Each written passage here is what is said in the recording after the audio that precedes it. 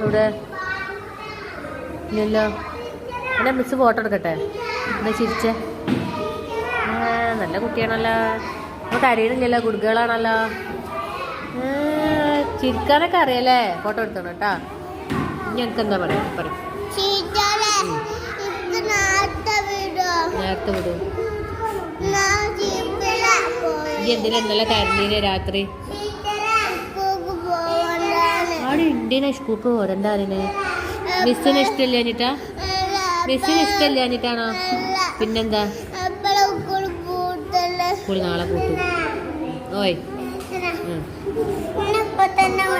അപ്പൊ ഇങ്ങനെ അപ്പൊ തന്നെ വിട്ടാ പഠിക്കണ്ടേ?